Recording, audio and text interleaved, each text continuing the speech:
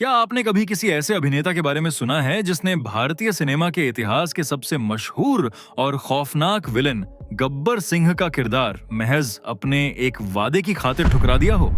तेरा बाप कुत्ता है, तू कुत्ते का पिल्ला है, कुत्ता है तू कुत्ता। क्या कोई ऐसा बॉलीवुड स्टार हो सकता है जिसने अपनी कस्टम मेड शर्ट का सिर्फ एक बटन टूटा होने के कारण गुस्से में पूरी शर्ट फाड़ दी और अपने सबसे जिगरी दोस्त की शादी में जाने से ही इनकार कर दिया? जिंदगी पे जो मौत का रंग चढ़ा दे उसे चंगेजा कहते हैं। क्या पर्दे पर हीरो से मार खाने वाला एक विलेन असल जिंदगी में विजय माल्या जैसे कॉर्पोरेट दिग्गज को बिजनेस में धूल चटा सकता है? अपना उसूल कहता है हर गलती की सजा मौत है। और क्यों उस विलेन की एक्स गर्लफ्रेंड्स ने अपने ही प्रेमी को सदी के महानायक का एजेंट मानकर घर से धक्के मारकर निकाल दिया था? दोस्तों, ये किसी मनगढ़ंत थ्रिलर फिल्म की कहानी नहीं है, बल्कि यह भारतीय सिनेमा के सबसे खौफनाक, उसूलों के पक्के और खूंखार विलेन डैनी डेंजोंगपा की असल जिंदगी की कहानी है। एक ऐसा विलेन जिसने अपनी शर्तों पर जिंदगी जी और बॉलीवुड से लेकर बिजनेस की दुनिया तक अपने नाम का खौफ और सम्मान दोनों कायम रखा। यह कहानी एक साधारण भोटिया परिवार से निकलकर सिनेमाई पर्दे के महाखलनायक और फिर भारत के तीसरे सबसे बड़े बियर निर्माता बनने तक की एक ऐसी रोमांचक यात्रा है जिसके पन्ने पलटते ही आपको बॉलीवुड के कई अनसुने और चौंका देने वाले राजों पता चलेंगे। इस कहानी का पहला पन्ना हिमालय की बर्फीली वादियों और देवदार के पेड़ों से घिरे सिक्किम के युक्सोम शहर में रहने वाले एक शाही भोटिया परिवार से खुलता है। भारत की आजादी के करीब एक साल बाद 25 फरवरी 1948 को इस परिवार में एक बच्चे का जन्म हुआ जिसका नाम रखा गया शेरिंग फिंसो डेंजोंगपा। यह कोई साधारण परिवार नहीं था, बल्कि डैनी का परिवार सिक्किम के शाही राजघराने से ताल्लुक रखता था। उनके पिता रिंजिंग योंगदा युक्सोम में एक बौद्ध मठ के प्रमुख लामा होने के साथ साथ गांव के शक्तिशाली मुखिया भी थे। उनके राजसी ठाठ बाट का अंदाजा इसी बात से लगाया जा सकता है कि उनके अस्तबल में 500 से अधिक घोड़े बंधे होते थे। इसी कड़े अनुशासन और शाही माहौल ने इस छोटे से बच्चे के भीतर एक शांत लेकिन सख्त और कभी न झुकने वाला रवैया पैदा किया।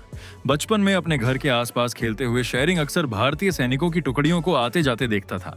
सेना की उस कड़क वर्दी, बूटों की थाप और अनुशासन से वह इस कदर प्रभावित हुआ कि उसने अपनी जिंदगी का एकमात्र लक्ष्य भारतीय सेना में जाना तय कर लिया।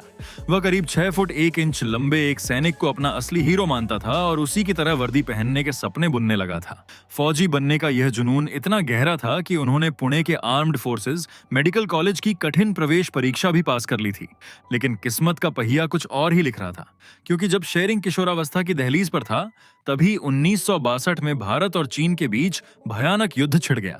सरहद से आने वाली घायल सैनिकों की भयावह कहानियों और भारतीय सैनिकों पर हो रहे अत्याचारों की खबरों ने शेरिंग की मां के दिल में गहरा खौफ पैदा कर दिया। एक मां की ममता और जिद के आगे अंततः इस जिद्दी लड़के को झुकना ही पड़ा। अपनी मां की भावनाओं का सम्मान करते हुए शेरिंग ने अपनी जीती हुई मेडिकल कॉलेज की सीट छोड़ दी और कभी सेना में भर्ती न होने का फैसला किया। सेना का सपना टूटने के बाद शेरिंग के पास जीवन में कोई स्पष्ट दिशा नहीं बची थी। तब उन्होंने अपने दूसरे शौक यानी गायकी और बांसुरी बजाने की ओर रुख करने का मन बनाया। कॉलेज की पढ़ाई खत्म करने के बाद संगीत की ट्रेनिंग लेने के इरादे से वह पुणे के film and television institute of India पहुंच गए। वहां जाकर उन्हें एक बड़ा झटका लगा जब पता चला कि संगीत का कोई अलग कोर्स वहां नहीं है, बल्कि वह एक्टिंग के कोर्स का ही एक छोटा सा हिस्सा भर है। और इसीलिए मजबूरी में उन्होंने एक्टिंग कोर्स में दाखिला ले लिया, बिना यह जाने कि यही अनचाहा फैसला भारतीय सिनेमा का इतिहास हमेशा के लिए बदलने वाला है। सिक्किम की शांत वादियों से आया एक शर्मीला, सीधे सादे स्वभाव वाला लड़का जब शहरी लड़कों से टकराया तो उसकी भयंकर रैगिंग का सिलसिला शुरू हो गया। सीनियर्स ने शेरिंग के अलग दिखने वाले मंगोलॉयड लुक्स, उनके अनोखे हेयर स्टाइल और उनके लंबे नाम और हिंदी उच्चारण को लेकर काफी मजाक उड़ाया। ओरिएंटेशन के दिन जब शेरिंग ने अपना पूरा नाम शेरिंग फिंसो डेंजोंगपा बताया तो सीनियर्स की जुबान लड़खड़ा गई। उन्होंने इसका भद्दा मजाक बनाते हुए उसे शू कहकर बुलाना शुरू कर दिया, ठीक वैसे ही जैसे किसी पिल्ले को बुलाया जाता है। यह दिल दुखाने वाली घटना शेरिंग के स्वाभिमान पर एक बहुत गहरा आघात थी। एक दिन कैंपस में उदास और निराश बैठे शेरिंग के पास उनकी बैचमेट जया भादुड़ी आईं। उन शुरुआती दिनों में जया और डैनी बहुत अच्छे और करीब दोस्त बन चुके थे। वैसे बॉलीवुड के गलियारों में यह गॉसिप भी बहुत आम रही है कि उस दौर में जया और डैनी एक दूसरे को डेट कर रहे थे और डैनी जया से बेइंतहा प्यार करते थे। पूरी कहानी और रैगिंग का दर्द भरा किस्सा सुनने के बाद जया ने उसे 3 बेहद काम की सलाह दी कि वह अपनी हिंदी का उच्चारण तुरंत सुधारे, अपना हेयर स्टाइल बदले और सबसे महत्वपूर्ण बात, अपना नाम ही बदल ले। जया भादुड़ी ने ही शेरिंग को एक नया, वेस्टर्न और आसानी से याद रहने वाला नाम सुझाया और वह नाम था डैनी।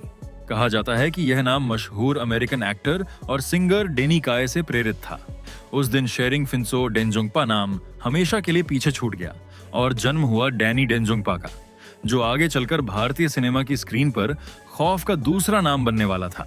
इंस्टीट्यूट से अपनी पढ़ाई और अभिनय की ट्रेनिंग पूरी करने के बाद डैनी ने सपनों की नगरी मुंबई का रुख किया, लेकिन 70 के दशक के बॉलीवुड में एक आउटसाइडर, और वह भी पूर्वोत्तर भारत से आने वाले व्यक्ति के लिए अपनी जगह बनाना पहाड़ तोड़ने जैसा था। डायरेक्टर्स और प्रोड्यूसर्स के दफ्तरों के चक्कर काटते हुए उन्हें भयंकर रेसिस्ट कमेंट्स का सामना करना पड़ा। फिल्म निर्माताओं का घिसा-पिटा तर्क था कि डैनी का चेहरा और छोटी आंखें इंडियन एक्टर्स से एकदम अलग हैं, इसलिए वह कहानी में न तो हीरो का पिता लग सकता है, न भाई और न ही दोस्त। खुद डैनी के मुताबिक उन दिनों उनके लुक्स के कारण उन्हें एकमात्र भूमिका जो ऑफर हो सकती थी वह सिर्फ एक चौकीदार, ड्राइवर या फिर एक नौकर की ही थी। इस लगातार मिल रहे रिजेक्शन से निराश होकर डैनी हार मानते हुए वापस पुणे लौट गए।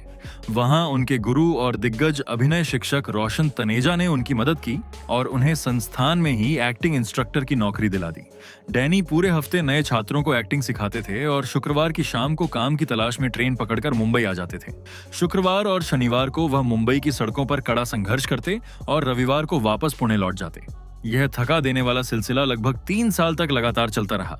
काफी संघर्ष के बाद पैरेलल सिनेमा के दौर में डायरेक्टर BR इशारा को अपनी फिल्म जरूरत के लिए एक नए चेहरे की तलाश थी, जो डैनी पर जाकर खत्म हुई और उन्हें अपना पहला ब्रेक मिला। इसी दौरान महान निर्देशक गुलजार साहब ने अपनी बंगाली फिल्म के हिंदी रिमेक मेरे अपने में एक कठपुतली वाले के छोटे से रोल के लिए डैनी को कास्ट कर लिया। डैनी ने इस छोटे से रोल के लिए भी अपनी कला के प्रति गजब का समर्पण दिखाया और सांता क्रूज में एक असली कठपुतली वाले से कड़ी ट्रेनिंग ली, जहां सड़क के बच्चे उनकी छोटी आंखों को हैरानी से देखते थे। यह फिल्म डैनी ने मुख्य रूप से इसलिए साइन की थी क्योंकि वह लेजेंडरी एक्ट्रेस मीना कुमारी के बहुत बड़े फैन थे और उनके साथ स्क्रीन शेयर करने का कोई भी मौका छोड़ना नहीं चाहते थे। गुलजार ने डैनी को स्क्रीन पर इतने बेहतरीन तरीके से पेश किया कि रोल छोटा होने के बावजूद इंडस्ट्री के लोगों ने उन्हें नोटिस करना शुरू कर दिया। असली सफलता की गूंज तब सुनाई दी जब BR चोपड़ा ने अपनी सस्पेंस थ्रिलर फिल्म धुंध में डैनी को ठाकुर रंजीत सिंह का रोल ऑफर किया। चोपड़ा साहब FTII में डैनी के परीक्षा मार्क्स और उनके हुनर से काफी प्रभावित थे। यह एक ऐसे अपाहिज लेकिन क्रूर पति का किरदार था जो व्हील चेयर पर बैठे बैठे अपनी पत्नी पर जुल्म ढाता था। फिल्म धुंध में डैनी के पहले नेगेटिव कैरेक्टर ने बॉक्स ऑफिस पर तहलका मचा दिया।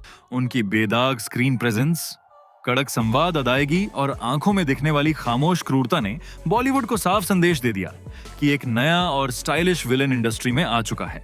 धुंध की अपार सफलता के बाद लेखक जोड़ी सलीम जावेद और निर्देशक रमेश सिप्पी अपनी आगामी फिल्म शोले के लिए एक ऐसे विलेन की तलाश में थे जो चंबल के खूंखार डाकुओं की तरह हो।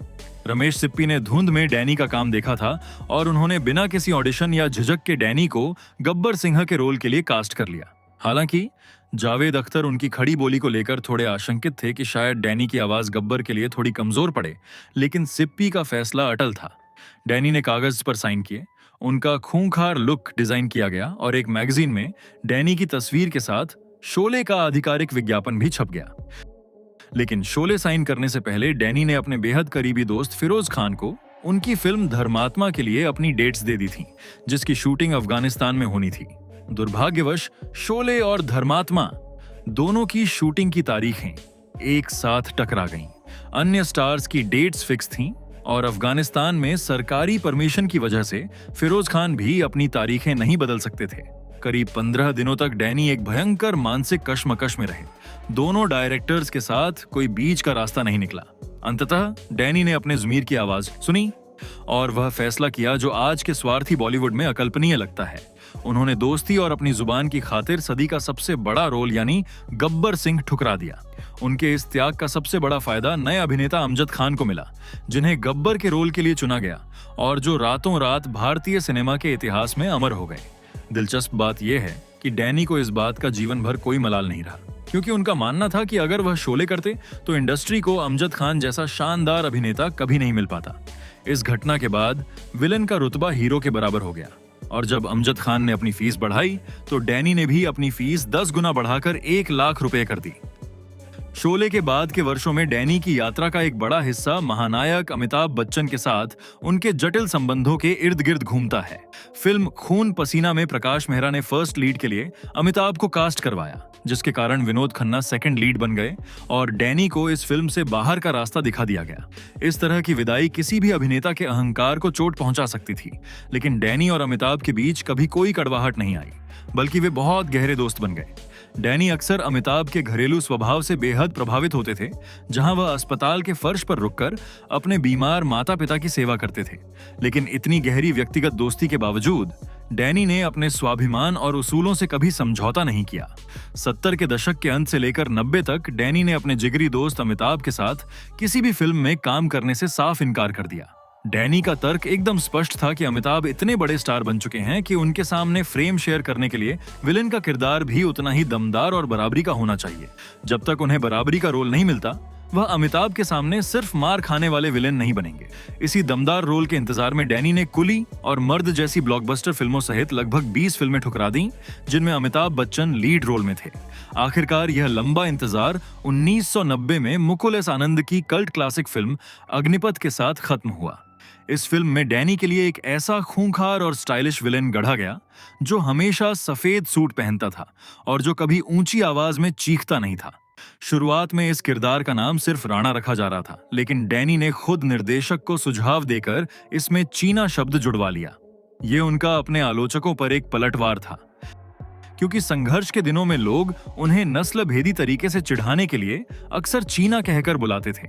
इस तरह कांचा चीना का जन्म हुआ, जो बॉलीवुड के इतिहास के सबसे आइकॉनिक विलेन में से एक बन गया। अग्निपथ की शूटिंग के दौरान मॉरिशस के सेट पर डैनी का क्रोधित रूप भी देखने को मिला। जब डायलॉग समय पर न मिलने के कारण उन्होंने असिस्टेंट डायरेक्टर पर जोर जोर से चिल्लाना शुरू कर दिया। डैनी की दहाड़ सुनकर बगल के मेकअप रूम से अमिताभ बच्चन तुरंत बाहर आए। उन्होंने डैनी को शांत किया और अपनी कॉपी से डायलॉग देकर उनके साथ रिहर्सल की। इस एक घटना ने साबित कर दिया कि पर्दे पर एक दूसरे के खून के प्यासे दिखने वाले ये दोनों दिग्गज असल जीवन में एक दूसरे का कितना सम्मान करते थे। पेशेवर जिंदगी के इस रोमांच के बीच डैनी का व्यक्तिगत जीवन भी किसी इमोशनल ड्रामा से कम नहीं था।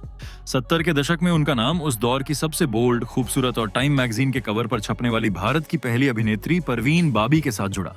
डैनी और परवीन का रिश्ता बेहद गहरा और भावुक था।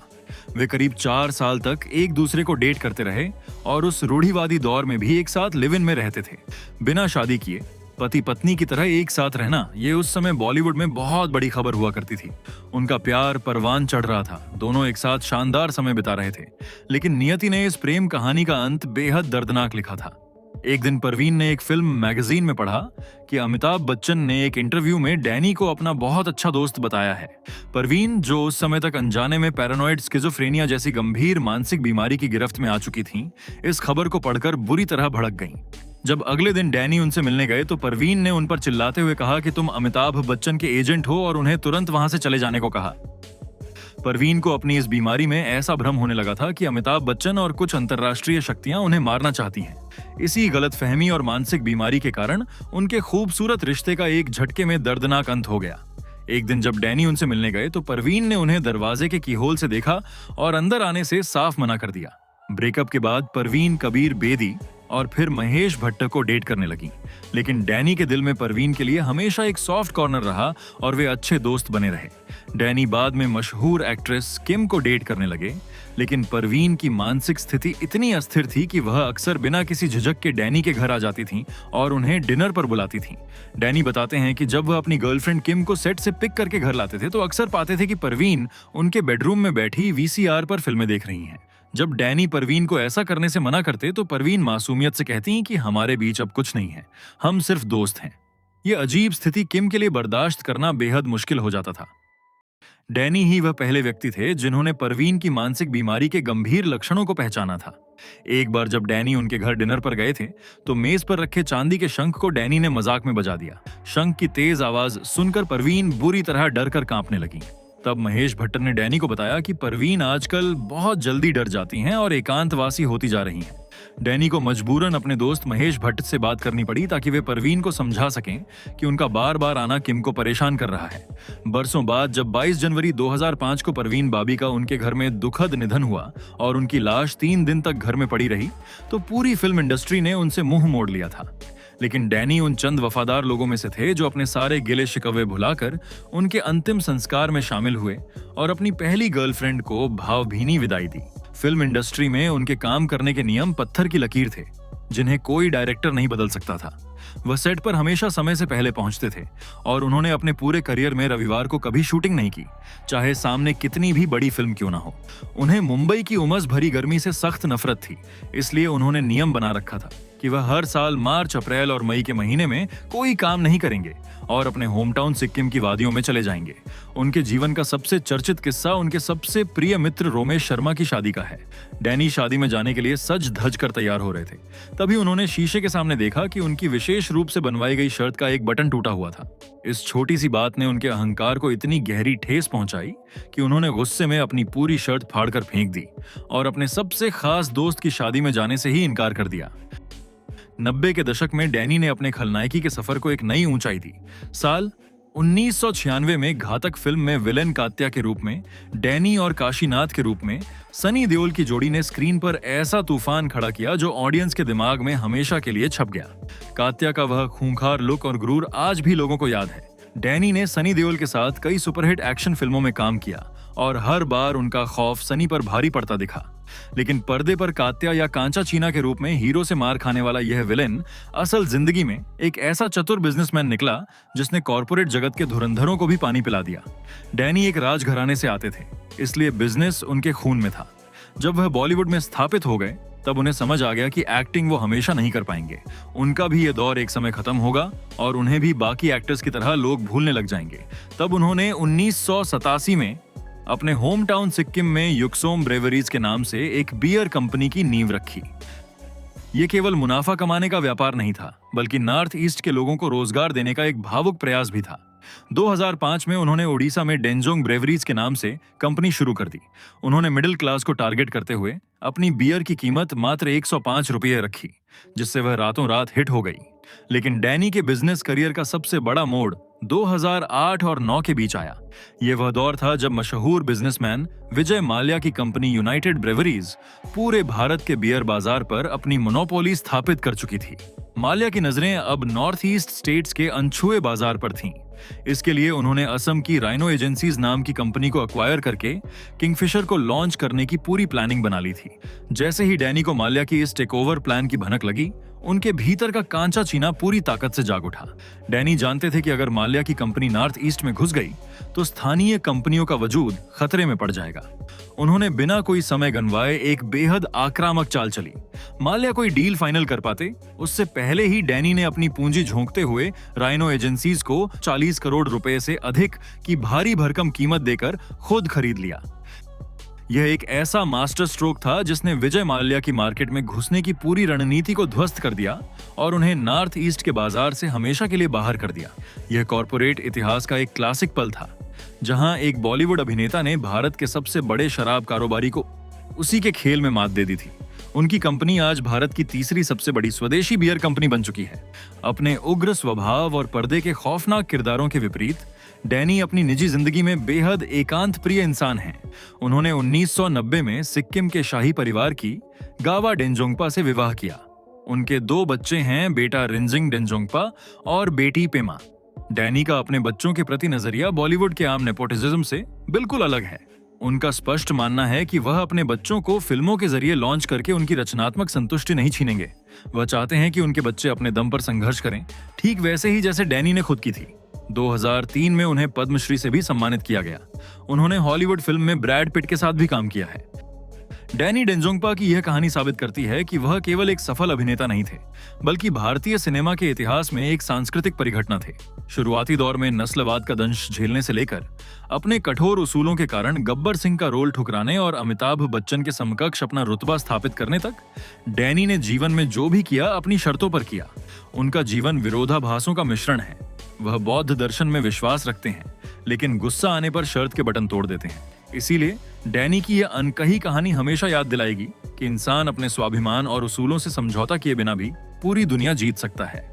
और दोस्तों, अगर आपको बॉलीवुड के इन अनकही कहानियों और गहरे राजों को जानना पसंद है, तो अभी इस वीडियो को लाइक करें और हमारे चैनल को सब्सक्राइब करके बेल आइकन दबाना न भूलें।